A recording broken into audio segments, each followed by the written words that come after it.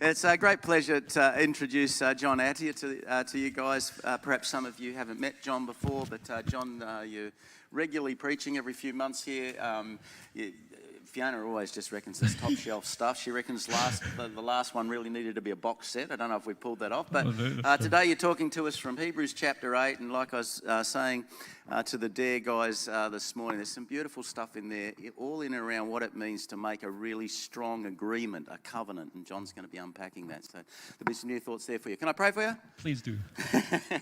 Father, we do just want to thank you for John. We want to thank you for the gift that you have given him to take complex ideas and put them in a way that's accessible. Lord, we pray that today would be no exception to that. Lord, we thank you for all the hours he's poured over these scriptures, the thoughts that he's had, the things that your Holy Spirit has dropped into his mind. And we just ask that right now, Lord, your empowerment would come upon him to convey that. But Lord, more than that, Lord, your empowerment through his words into our lives, we ask for in Jesus' name. Amen. Enjoy. Thank you very much. Thanks, Georgie. I thought the head mic would be a good move because I'm very uncoordinated and holding the mic and holding my notes, but then I still found a way to mess it up.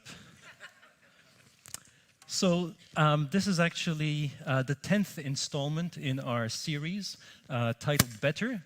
It's like our Netflix mini-series. This is the 10th in the season. And I think most of you have been here for most of the Sundays, but in case we have someone who's missed the last few or this is the first time, we'll do our usual recap. So the letter to the Hebrews actually probably started as a sermon aimed at, and then was written down afterwards, and it was aimed at Jewish believers. And what I mean by that is people who grew up Jewish, but then came to accept Jesus as their Messiah, as their Savior. And so they basically converted to Christianity. Now, of course, there were Jewish people who didn't accept Jesus, who rejected him, and they had the protection of the Roman government. So they agitated with the government to basically clamp down on these upstarts, these people who were calling themselves Jewish but weren't really Jewish. And for those of you who are history buffs, you'll remember that the Roman emperor who was on the throne at the time was Nero. And Nero was one of the most cruel and most ruthless emperors. And the story goes that he was the one that wanted to expand his palace, so he set fire to the neighborhood to clear it. It got out of control. That was the Great Fire of Rome. He ended up blaming the Christians for it, kind of scapegoating them, and basically persecuted them from that point onwards. And legend has it that he even used he set Christians on fire to use them as the torches at his garden parties. So this is the kind of person we're dealing with. So at the time the letter was written, the Great Fire of Rome hadn't happened yet, but the temperature is kind of going up on the Christians. Pardon the pun. But they're basically starting to get persecuted. And so the author of the letter to the Hebrews is writing to them to encourage them to stick to the faith and to stick with Jesus. And this was around 70 AD. We've called him, we don't know who the author was, we've been calling him HG, the Hebrews guy. And whoever he was probably incredibly educated because the Greek is apparently quite beautiful and quite highfalutin. And he was very, very knowledgeable about Greek traditions and Jewish traditions and the Old Testament. The whole system of sacrifices and priesthood, he is intimately familiar with. It's possible that he actually trained as a rabbi and then came to Christianity afterwards, because the way he forms his argument and his logic is in a very rabbinical form of argument called Kal Vachomer. And apparently it's this form where you compare a lesser thing to a greater thing. So as we've seen in Hebrews so far, he says, you think angels were good, Jesus is even better. You know Moses, you think Moses was good, Jesus is even better. You know the old priesthood, you thought that was good, but the priesthood of Jesus is even better. The sacrifice that you used to do, you thought that was good, but the sacrifice of Jesus is even better. And so what we come to now in chapter 8 is the covenant. He says, you thought the old covenant was good, but the new covenant that Jesus brings is even better. So we won't read through the whole of chapter 8. We'll let you do that in the home groups. But we'll just focus on these few verses just to crystallize the argument that he puts forward in chapter 8. And he says, the ministry that Jesus has received is as superior to theirs. He was talking about the priests in the old sanctuary, as the covenant of which he is mediator is superior to the old one. And it is founded on better promises. For if there had been nothing wrong with that first covenant, no place would have been sought for another. By calling this covenant new, he has made the first one obsolete, and what is obsolete and aging will soon disappear. So I'm going to take a wild guess that you haven't immediately taken to this scripture and said, this is now your favorite few verses, and you're going to commit them to memory. It's not that kind of inspirational passage. It is dense. It refers to old concepts from the Old Testament that we're not really familiar with. So to really understand what he's driving at, we're going to have to get into the mindset of a first century Jewish believer.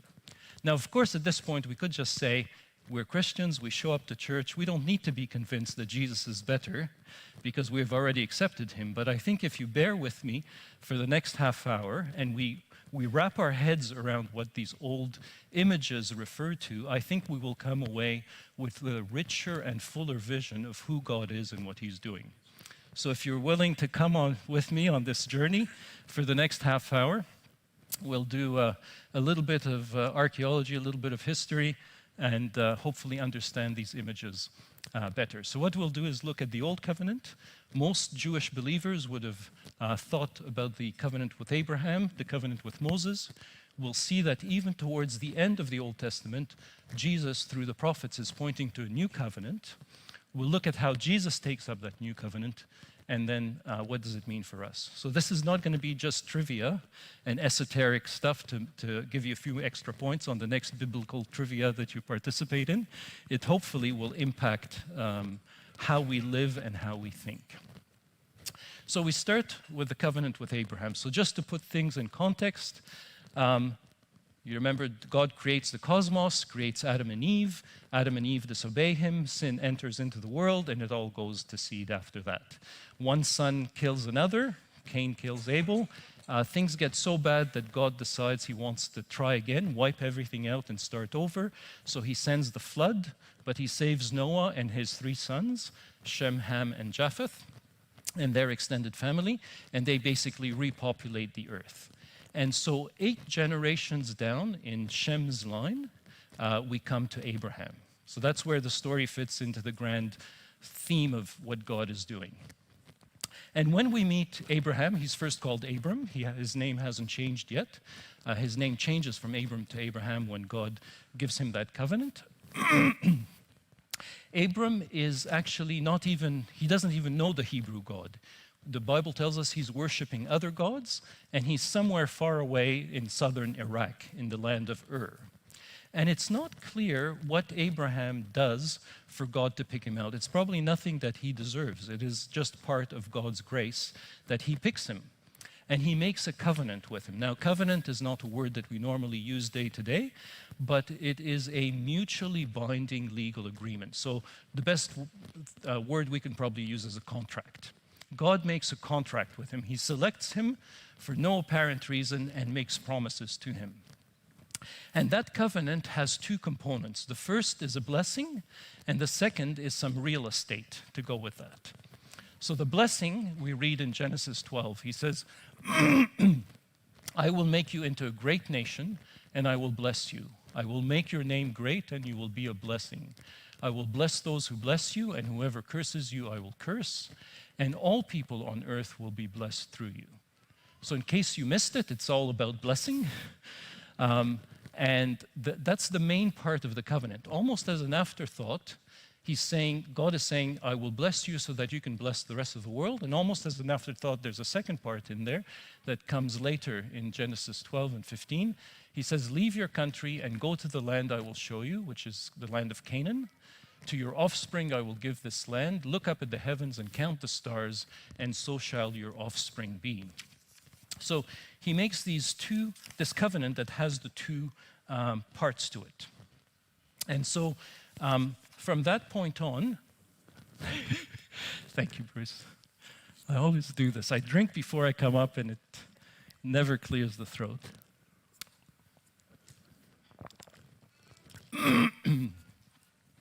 So as we continue to read in Genesis, somewhere between 10 and 12 years passes, and Abraham hasn't seen anything happen. And so in Genesis 15, he asks God, "O sovereign Lord, how can I know that I will gain possession of the land?" In other words, God, I'm not seeing any action here. What's the plan? Are we still sticking with the original plan, or is there some new plan? 12 or 15 years. Yes, some 10 or 12 years, I think, between them. So, Abraham's justified in asking, are we still sticking with the original plan, or what's happening, God? And so God answers him directly. And this is what he says. Lord says to him, "Bring me a heifer, a goat, and a ram, along with a dove and a young pigeon." And Abram brought all these to him, cut them in two, and arranged the halves opposite each other. When the sun had set and darkness had fallen, a smoking fire pot with a blazing torch appeared and passed between the pieces. On that day, the Lord made a covenant with Abram. Now, I don't know how many of you have read this passage, but when I first read it, I thought, what in heaven's name is happening here? Like, this does not make sense at all. And yet, this is how God speaks to Abram. And so God is using language and images that Abram would have been familiar with, but which we are not familiar with. And the key to understanding this passage is to understand suzerain vassal treaties. Exactly. So a suzerain is a general term for somebody that has power. An emperor, a king, a pharaoh, and a vassal is a client state, somebody with less power who is seeking protection. So to understand this language, we have to understand the political situation at the time of Abram. So what we have are two superpowers. There's Egypt and Mesopotamia. And then besides them, we have all these tribes, little tribes that are struggling for survival. So these are the Kenites, Kenizzites, Cadmonites, Hittites, Perizzites, Amorites, Canaanites, Girgashites, Jebusites, stalactites, stalagmites. Yes, you're still awake. I just threw those in to make sure you were still awake. So you have all these little tribes struggling for survival. And so what happens is that they build alliances with Egypt and with Mesopotamia against each other. So, of course, they ask for the protection of the greater power, and in return, they have to give their land over, they have to pay taxes, they have to send soldiers to the armies of the bigger power. And so these kind of suzerain vassal treaties were being done all the time. So this is the language and the political atmosphere we're dealing with. And so this is how God answers Moses, because the way these treaties were sealed, so this was before the invention of the ballpoint pen. You didn't just sign a piece of paper. The way you sealed the deal was to cut an animal in half, spill its blood, and then walk through. And what you were saying by doing that is, may I be cut and may my blood be spilt if I break my oath to you. This was a blood oath. That was how you signed the deal. And this was so ingrained that's how the language developed. So in Hebrew, you talk about cutting a covenant. It's where our expression of cutting a deal comes from. So we sign a contract, but we cut a deal. And that's the origin of where that expression comes from. But the key to understanding this is that in that time, it's the party with the most power who dictated the terms. And so it was often the one with less power who was made to walk through the animals and take this blood oath. So when God tells Abraham, prepare the animals, he would have been thinking that God's going to make him walk through because he's the one with no power. God does something completely radical. This would have not made sense. This would have been mind-blowing to the people at the time, that the God who has the power and is dictating the terms is the one who unilaterally walks through. God is saying, I will take upon myself all the risk in this covenant, and you will benefit, Abraham. This is why theologians talk about this as a covenant of grace. It's this unmerited, undeserved goodness where God binds himself to the lesser power, to Abraham, and says, I will make sure that this happens and that you will become a blessing so that you can bless the world and that this land becomes yours. Does that not blow your mind? In God's incredible love, he does this, and he is completely radical and completely upends the whole language of the time and how power is used. So I think that tells us something about how God loves us, and he's relentless in pursuing this love and pursuing the blessing. Now, when God says to Abram, you will be a blessing, we have to unpack a little bit what this means in Hebrew, because in Hebrew, the idea of blessing is very multifaceted. So yes, there's this sense of a fullness of life, that you are very rich materially, spiritually, family-wise, you have lots of children. It also has this idea of shalom, which we translate peace, but of course the Jewish idea of peace is much bigger. It's this idea of being in right relationship with God, with your fellow man, and with yourself. And it also has this sense of fulfilling one's purpose. So when God says to Abram, you will be a blessing, it's meaning you will reach the point where you fulfill the purpose for which I created you and for which you created the world, for which I created the world. And so what is that purpose? Well, to figure that out, we have to go back to Genesis 1. So you remember when God creates Adam and Eve, what he says to them, he gives them two mandates. One is to rule over the fish of the sea and the birds of the air, and the other one is to work in the garden and take care of it. So they are to co-rule with him in the kingdom and to co-work with him in the kingdom. That was the purpose for which he created them. Now, of course, when sin comes into the world, it throws a spanner in the works. But this is the start of God's rescue mission, to get us back to that point, to reverse the effects of sin, so that we can get on with the purpose for which we were created, which is to build the kingdom with him and to reign in the kingdom with him. Is that making sense? Am I losing you? Still with me? Yes? Good. So this is the purpose. This is God's rescue plan, the start of God's rescue plan, to get us back to that point where his purposes for us can be fulfilled. And he is relentless in wanting to get to that point, so much so that he flips around the whole language of the time and sets a completely different precedent for how power is used. Yes? Good. So now we get to the point, God keeps renewing that covenant with each new generation. So from Abraham to Isaac to Jacob to Joseph, he keeps renewing that covenant. You remember after Joseph, the Israelites are in Egypt. They become enslaved for 400 years. And then God sends Moses to free them and lead them out through the desert to the promised land. And he renews his covenant with Moses. Now, when we get to the covenant of Moses, the theologians talk about the Mosaic covenant. If any of you have tackled Exodus, Leviticus, Numbers, Deuteronomy, those are heavy, heavy books full of rules. There's moral rules, that's where the Ten Commandments come in. There's rules that govern civil life and community life, so how you treat your servants, how to treat refugees, how you handle disagreements, how you graze your animals. There's religious rules, all about the temple, the structure of the temple, how the priests are to work and what they're supposed to wear, the sacrifices they're supposed to make. And so you're left scratching your head, because this God of grace that did the Abrahamic covenant suddenly seems to turn into this stickler for rules. And if any of you have watched Matilda, you know, the Roald Dahl, or read the original book, you know Mrs. Trunchbull, the principle that's a stickler for rules, you suddenly think, what's happened to God to go from this God of grace to this stickler for rules? Is it a different God? And in fact, theologians talk about a covenant of grace with Abraham, but a covenant of works with Moses.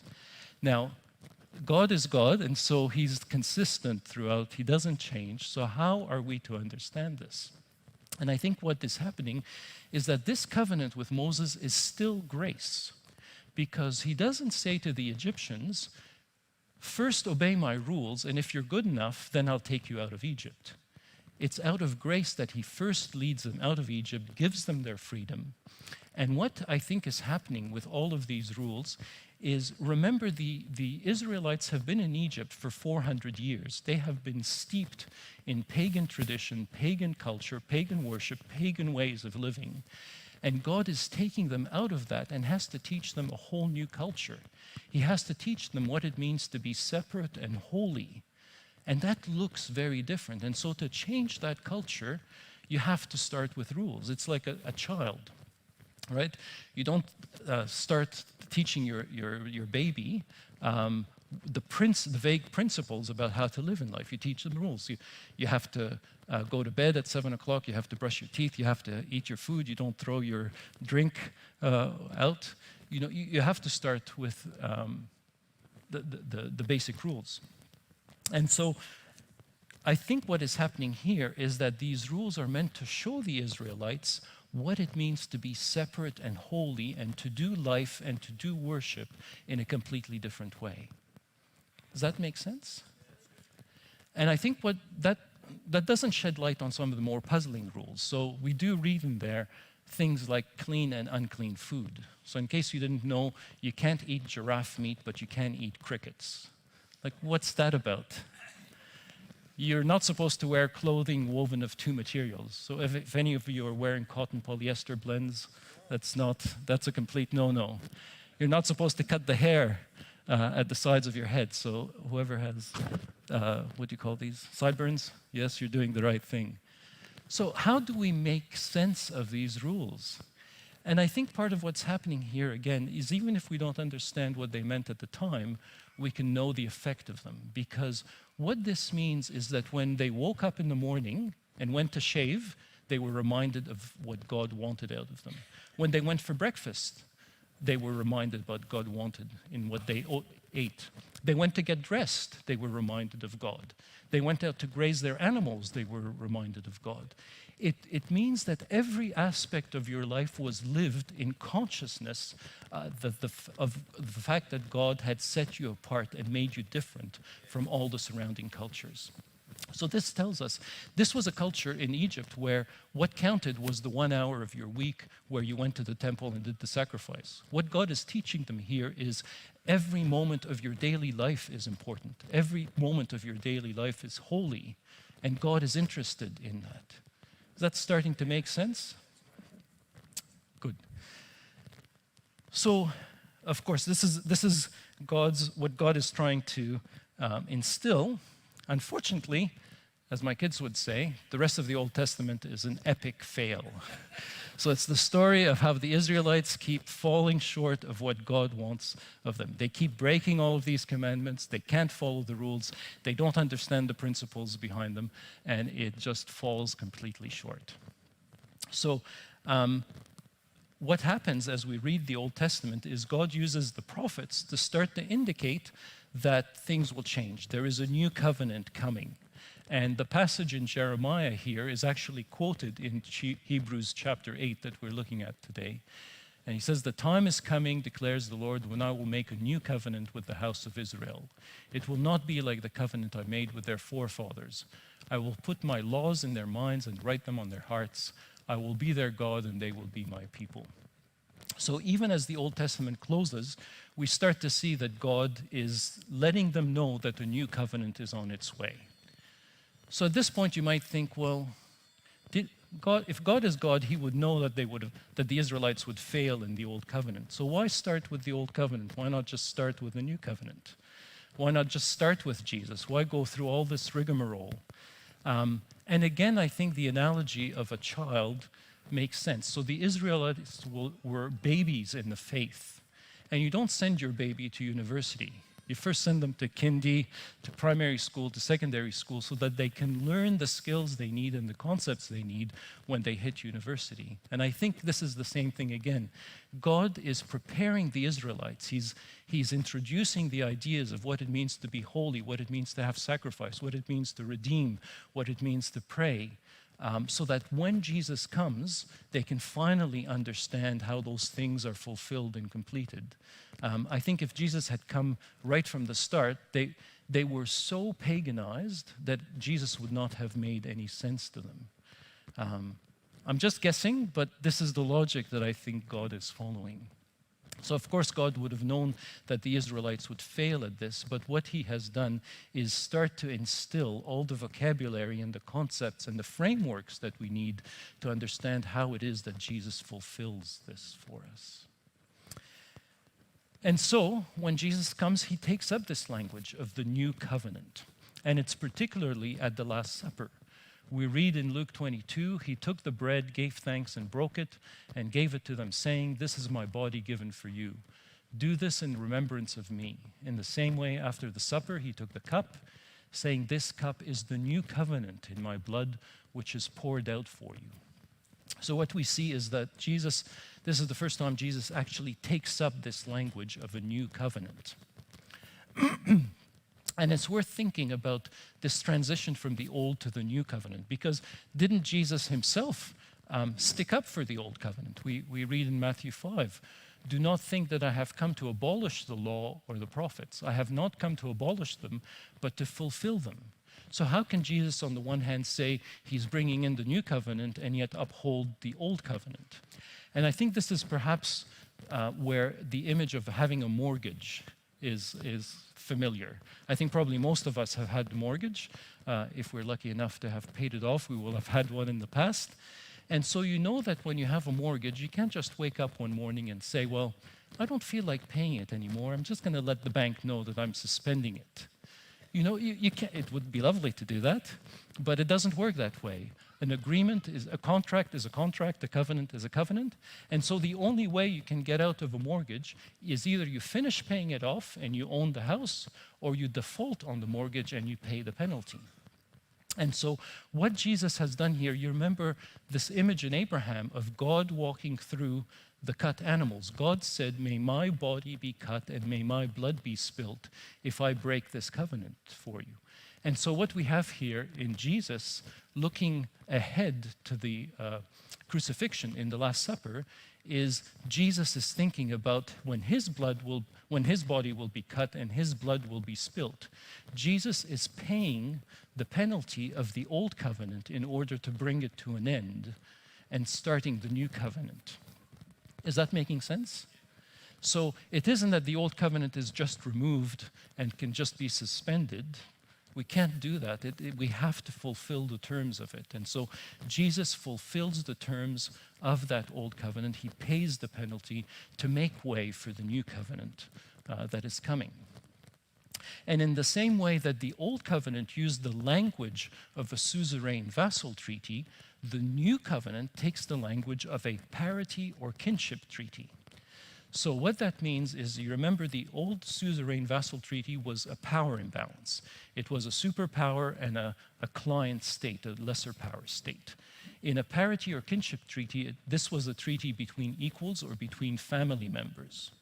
And so to get an idea how Jesus uses this language, we have to go to the Greek.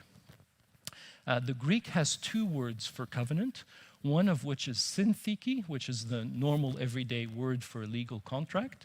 But the second word is diatheke, which is last will and testament. It's when somebody is passing on an inheritance. And everywhere in the New Testament where it talks about the covenant, it uses the second one. So I think you can see how this is making sense. What we have, Jesus at the Last Supper, it knows that he's looking towards his crucifixion in the next day or so. And he recognizes that he's going to be paying the penalty for the old to fulfill the old covenant, but he's already setting the terms in place for the new covenant. So we know that Jesus is the firstborn of many sons. He has, through what he did, we are adopted as sons and daughters in the family of God. And so what we have is Jesus as the oldest brother passing on the inheritance to us of the family business. You remember when Jesus was a little boy and Joseph and Mary lost him in the temple. And when they found him, what did Jesus say? "Didn't you know that I would be going about my Father's business?" So here we are, we have been adopted into the family of God. We are the younger brothers and sisters in God's family, brothers with Jesus. Jesus is looking ahead to his death, and he's passing on the family business to us. Is that making sense? And in the same way, the Old Testament had to be sealed with an oath, a blood oath. the way this kind of treaty, the parity or kinship treaty, was sealed was with a shared meal. So when you broke bread and drank from the same cup, what you were saying is, I commit myself to you and I commit myself to this enterprise. And so what Jesus is doing in the Last Supper is kind of renewing this, well, not renewing, he's renewing the covenant, but setting this new covenant in place where we are kind of equal partners in the family. We're the younger brothers and sisters, and he's passing on the family business to us, which is to go about to co-rule and co-work with him in the kingdom of God. That making sense? So let's review. So we've seen that the covenant, the aim of it was to be that Israel would be blessed so that they could be a blessing to the nations.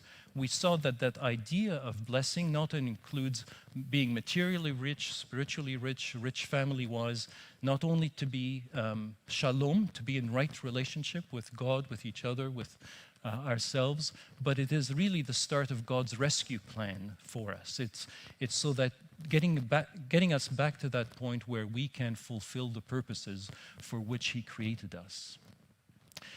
He seals that old covenant with the language that is based on the suzerain vassal treaty. There was this power imbalance. It was more of a master-slave relationship, but it nevertheless was one of protection. It's sealed with a blood oath, and we saw that with Abraham, but Jesus pays that blood oath to open the way for the new covenant, which is based on this parity kinship treaty, where we are adopted as sons and daughters of God, and we're invited to co-rule and co-reign with him. And the language of that new covenant is this shared meal and shared cup. And if you think about that sequence, it's also mind-blowing. So I want to go back to the image of a mortgage. So let's say that you act as guarantor for a mortgage for your kids. And let's say they default on the mortgage and you've just had to pay out on their behalf. The last thing you would do is then start a new contract with them to give them the family business. And yet this is exactly what God does. Jesus is at the Last Supper. He knows that he's going to be paying the penalty.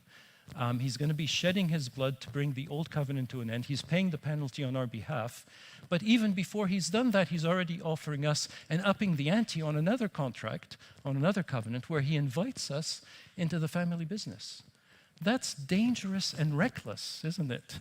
But that is the dangerous and reckless love of God. It is mind-blowing. Are you catching it?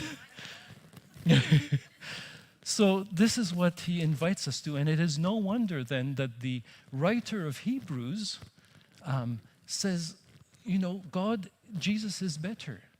Why would you ever want to go back to being in a master-slave relationship when the offer is there to be a brother and sister in the family business? Why would you ever go back to being a slave? It just doesn't make sense. So I hope now, it's been half an hour, but I think we know that we accept Jesus, but now that we understand the language of the covenant and these rich Hebrew images, we have a better sense of the depth and the radical nature of God's love for us. So, as I said, this is not meant to be esoteric theology, not to gain points on Bible trivia, but meant to change us. So how does this affect how we live and how we think?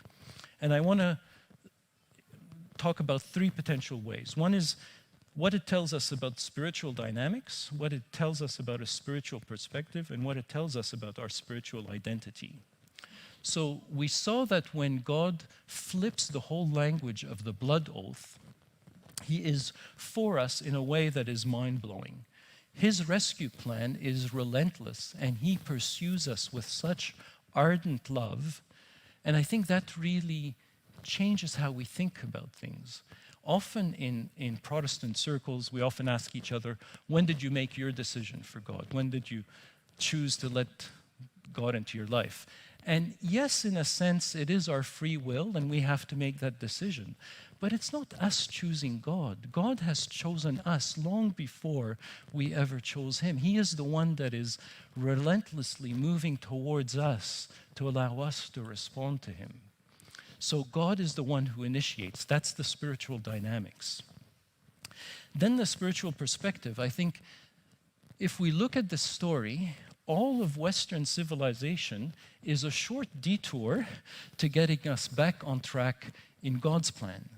So all of Western civilization is how God is reversing the effects of sin so that we can get back to the garden and finally get on with the real story, which is co-ruling and co-reigning with him. This is why Genesis starts in a garden and why Revelation ends in a garden. But the garden at the end is not just a garden, it's a garden city and a garden temple, because we are working with God in building the new Jerusalem. That's what it means to be about the Father's business and building the kingdom with him. And I think the third thing is our spiritual identity. You remember the old suzerain vassal treaty was one of power imbalance. It was a master-slave relationship. The new covenant is a family relationship. It's a kinship treaty. We are brothers and sisters adopted in the family of God. And that communion meal is a reminder. It's a seal of that covenant. So we're going to have communion now, but I want you to think about it in a different way. So yes, of course, communion is something we do because Jesus commanded us to do it. We remember what he did on the cross. And yes, it is an act of penitence. We remember what we've done wrong over the past week or two and commit it to God and ask him to cleanse us. In the Book of Common Prayer, it says our bodies are made clean by his body and our souls washed by his precious blood. So yes, there's all of that imagery, but in a way we are reaffirming that new covenant. We are accepting what Jesus has offered us in this contract to take up the family business. He's handed it over to us as his last will and inheritance for us, and we are reaffirming that we're committing ourselves to him in the family business. And when we share the bread and share the cup, we're doing that not only with Jesus, but we end up doing it with each other. And so that binds us together. We recognize each other as brothers and sisters in the same family, working in the family business of the kingdom. Is that making sense? So I think I wanted to just think about all of these very rich images and what it means for God's love as we take communion together.